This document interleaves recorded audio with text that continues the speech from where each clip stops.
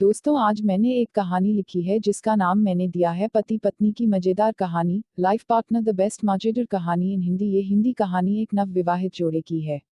इस कहानी को आप मेरे पॉडकास्ट में सुन भी सकते हैं, तो आइए शुरू करते हैं। सुबह 9 बजे राजीव चौक के मेट्रो स्टेशन में उस भीड़ भाड़ भरे माहौल में सीढ़ियों के किनारे राहुल अपना सिर नीचे किए हुए बड़ा उदास होकर अपने एक मित्र का इंतजार कर रहा था। उसी समय सुनील आता है और राहुल के कांधे में हाथ मारता हुआ पूछता है, अरे यार राहुल, तूने तो हद ही कर दी। तेरी शादी को अभी एक सप्ताह भी नहीं हुआ और तू फिर से जॉब में ऑफिस जा रहा है। यार, पत्नी के साथ छुट्टियां मना, कहीं घूमने जा, भाभी को भी दिल्ली या देहरादून दिखा, घूम फिर मौज कर। सुनील बोला जा रहा था, लेकिन राहुल था कि अपना सिर उठा ही नहीं रहा था। यह देखकर सुनील ने गंभीर होकर पूछा, यार सब कुछ ठीक तो है न, तू ऐसा उदास क्यों दिख रहा है। राहुल तब भी चुपचाप था। यह देखकर सुनील ने कहा, तबीयत तो ठीक है ना, और भाभी यार तू बोलता क्यों नहीं, घर में सब ठीक तो है ना। राहुल ने गहरी सांसें लेकर धीरे से बुदबुदाते हुए बोला, यार बहुत बड़ी गलती हो गई, अनीता मेरे जैसे नहीं है। वो मॉडर्न नहीं है, गांव की है, अच्छी अंग्रेजी नहीं जानती, उसका रहन सहन, उसका स्वभाव। यार हमेशा बाइबल पढ़ना, हमेशा प्रार्थना और प्रभु प्रभु कहना, यार ये भी कोई जिंदगी है। 3 दिन में ही परेशान हो गया हूँ। गले की हड्डी हो गई है वो मेरे लिए। मेरी तो जैसे जिंदगी ही बर्बाद हो गई है। सुनील ने कहा, अरे तू भी तो क्रिश्चियन है ना। हाँ हूँ तो सही, लेकिन हम लोग बड़े दिन में और ईस्टर आदि में ही चर्च जाते हैं।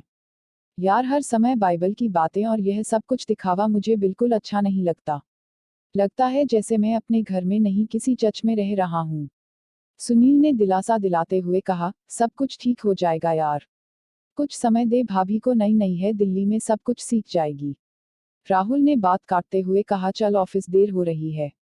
आज राहुल और अनीता को 3 माह हो चुके हैं, लेकिन राहुल अलग कमरे में सोता है और किसी भी तरह अनीता के सामने नहीं आना चाहता। घर से बाहर जाते समय माँ से चिल्लाकर कहता है, माँ मुझे देर हो जाएगी वापस आने में, आप लोग खाना खाकर सो जाना, मुझे एक जरूरी मीटिंग है।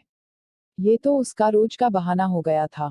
अनीता जब भी पानी या चाय देती तो राहुल उसे ऐसे सलीके से गिलास या कप को पकड़ता कि कहीं उंगलियां स्पर्श न हो जाएं। अनीता हर वो प्रयास करती कि कैसे वो राहुल को खुश रखे, माँ का ध्यान रखती, सुबह से शाम तक घर को सजाने संवारने में लगी रहती। यूट्यूब से देख देख कर बढ़िया से बढ़िया खाना बनाने की कोशिश करती।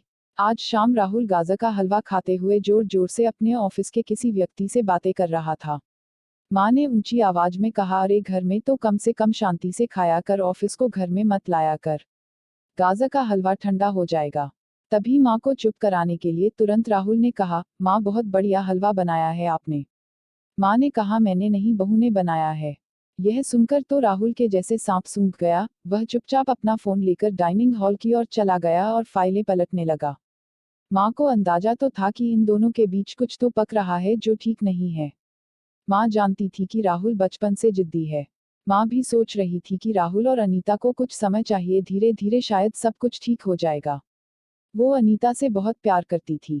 कई बार कई मामलों में समझाने के लिए शब्द कम पड़ जाते हैं, क्योंकि इतने दिनों में अनीता ने अपनी सासू माँ को अपनी सगी माँ से बढ़कर प्यार किया था, क्योंकि अनीता ने अपनी माँ को 55 में खो दिया था। पिता ने ही माँ और बाप दोनों का प्यार दिया था, और उसे शादी के समय बोले गए पिता के वो शब्द भी अच्छे से याद थे, जो उन्होंने आंसू बहाते हुए विदाई के समय कहे थे, बिटिया अब से ससुराल ही तेरा घर है और सास ससुर ही तेरे माता पिता। अनीता अपना कर्तव्य निभाने में कोई कसर नहीं छोड़ रही थी, लेकिन राहुल का यह स्वभाव उसे हर पल कांटे के जैसे चुभ रहा था। वो अपने घर में ही ऐसे महसूस कर रही थी जैसे वो राहुल के लिए बोझ है। अनीता ने ठान लिया कि अब वो ज्यादा चुप नहीं रहेगी, वो इस विषय में राहुल से खुल के बात करेगी कि क्या कमी है मुझ में, क्यों वो एक ऐसे गुनाह की सजा सह रही है जो उसने कभी की ही नहीं। वो ऐसा सोच ही रही थी कि राहुल ने चिल्लाया, माँ ऑफिस का टिफिन लगा दिया है क्या। अनीता ने टिफिन उठाकर राहुल की ओर बढ़ाते दिया, लेकिन जैसे ही राहुल ने टिफिन का हैंडल पकड़ा, अनीता ने उसका दूसरा हिस्सा नहीं छोड़ा और बोली, मैं आपसे कुछ बात करना चाहती हूँ। और भरे हुए गले से आंसू बहाते हुए बोली, यदि मैं तुम्हें पसंद नहीं हूं तो मुझे मेरे पापा के घर छोड़ आओ। राहुल कुछ बोल नहीं पाया, बस धीरे से बोला, ओके देखता हूँ। अनीता की ये बातें जैसे राहुल के कानों में जोर जोर से गूंज रही थी। पूरा दिन उसका काम करने में मन नहीं लगा। वो सोच रहा था, क्या हो रहा है मेरे जीवन में, किसकी गलती है, क्यों यह सब कुछ हो रहा है। अनीता सुंदर है, पढ़ी लिखी है, लेकिन आखिर क्यों।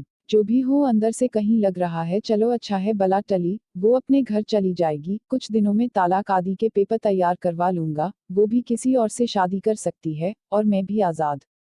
वो इस उधेड़बुन में पूरा दिन कुछ काम न कर सका और टिफिन भी खाना भूल गया। वो जैसे ही घर पहुंचा तो क्या देखा, माँ बिस्तर में पड़ी हुई है, उसे बहुत तेज बुखार है।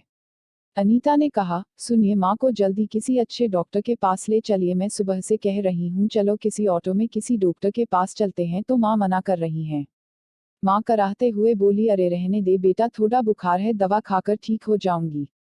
राहुल ने माँ के माथे पर हाथ लगाकर देखा तो कहा, अरे माँ बुखार से आपका शरीर तप रहा है। तुरंत ओला से टैक्सी मंगाकर वो माँ को लेकर अस्पताल पहुंचा।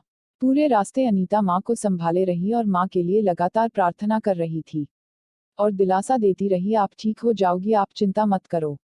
डॉक्टर ने थोड़ी देर तक चेकअप किया और एक्सरे के बाद बताया, राहुल की मां के पेट में रसोली है जिसका ऑपरेशन जल्द ही करना बहुत जरूरी है। राहुल के पूछने पर डॉक्टर ने बताया 5 लाख की जरूरत पड़ेगी और उसके पास केवल एक दिन है पैसे का इंतजाम करने के लिए।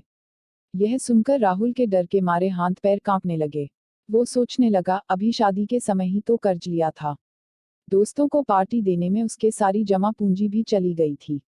लेकिन वो अस्पताल से बाहर आकर जिसे भी हो सकता था फोन लगाना शुरू किया। सभी दोस्तों ने कुछ न कुछ बहाना बनाकर और दुख जताकर फोन रख दिया। उसने ऑफिस में फोन किया, वहां से भी मालिक ने कहा, देखो राहुल, लॉकडाउन के बाद वैसे भी हमारी कंपनी लॉस में चल रही है और आपने पहले भी एडवांस ले चुके हो, सॉरी अभी हम आपकी कोई मदद नहीं कर सकते।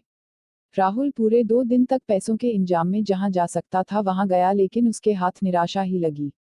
अंत में उसे लगा, मुझे डॉक्टर से कुछ और मोहलत लेनी चाहिए। यदि हो सके तो 2 या 3 दिन बाद यदि ऑपरेशन हो तो वो कहीं न कहीं से लोन लेकर या घर के पेपर गिरवी रखकर पैसों का इंतजाम कर लेगा। थका हुआ वो अस्पताल पहुंचा और सीधे डॉक्टर के केबिन में जाकर डॉक्टर के पैरों को पकड़ते हुए बोला, सर मुझे 2-3 दिन का और वक्त दीजिए, मैं आपका सारा पैसा दे दूंगा और ऑपरेशन के भी पैसे भर दूंगा। आप बस मेरी माँ की जान बचा लीजिए। मैं आपका यह एहसान जिंदगी भर नहीं भूलूंगा। राहुल रो रहा था।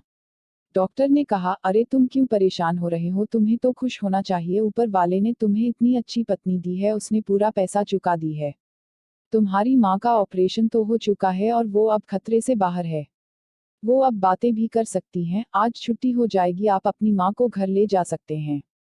राहुल को सुनकर यकीन नहीं हुआ। वो दौड़ा और लेडीज वार्ड में माँ के पास पहुंचा तो देखा माँ बिस्तर में पीछे टिकी हुई बैठी है और अनीता उनके पैरों को हल्के हल्के से दबा रही हैं।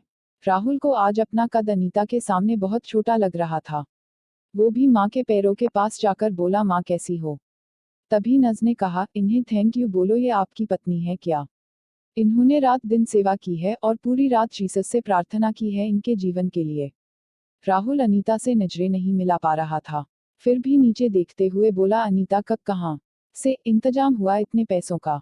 अनीता ने कहा, मेरे पास कुछ पैसे जमा थे जो मैंने गांव में बच्चों को ट्यूशन पढ़ाकर कमाए थे और कुछ जेवर थे उन्हें बेचकर।